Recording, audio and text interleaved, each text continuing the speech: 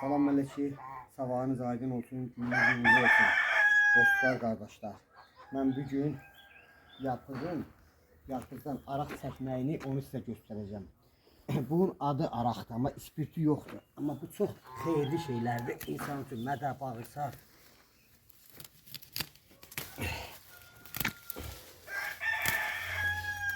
İyi görünə gözəldir. Bu en çok suyun qıraqlarında bitir.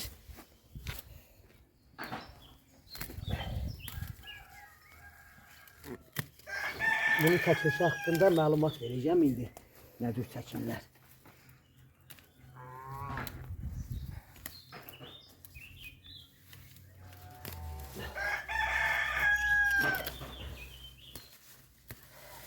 Ne şey var?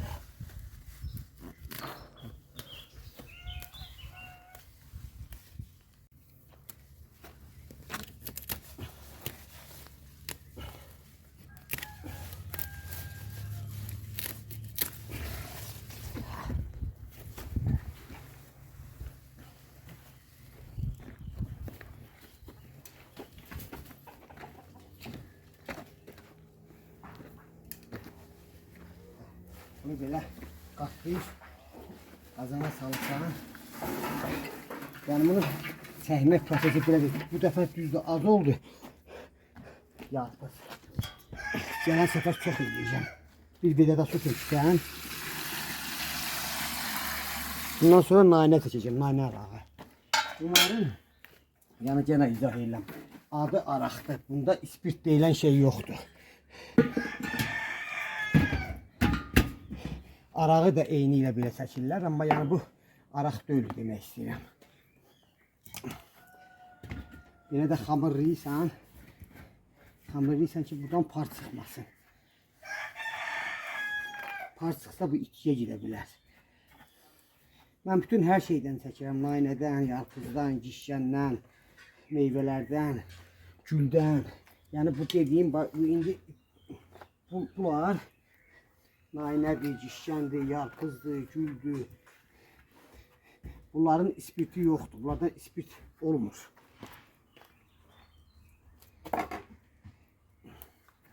Belə video hamısına sıxsın. Yəni həm də mən bunun çəkiliş qaydasını danışacağım da məlumat verəcəm nə qədər çəkmək lazımdır. Bu çox xeyirli şeydir. Mədiyə, bağırsağa çox xeyirdir. Bunun istifadəsi.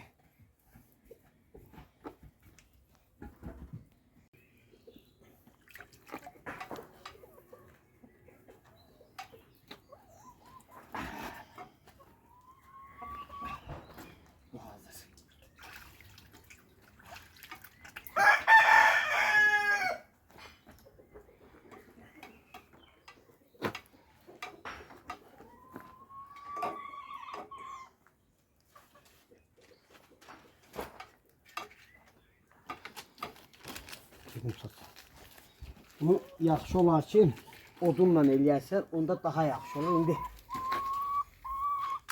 biraz bu rahatçılıqdır ki, bununla eləyirəm.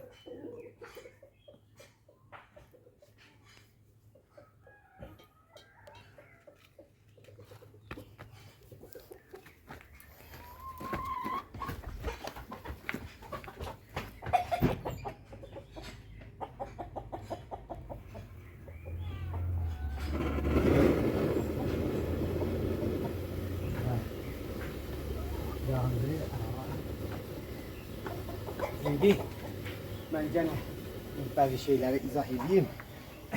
Buradan soyuq su gəlir. Soyuq su gəlir. Tökülür bura.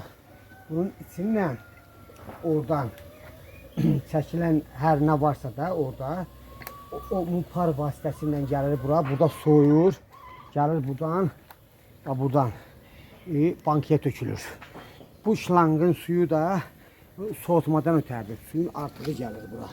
Soğudur. Yəni bunu çəkmək qaydası belədir.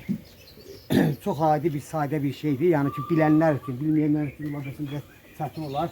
Bax belə. Qaldı bu çəkdiyimizdə ondan sonra naynə çəkəcəm. Yarpız. Bu yarpız insanın mədəsi üçün, bağırsağı üçün çox xeyirli şeydir.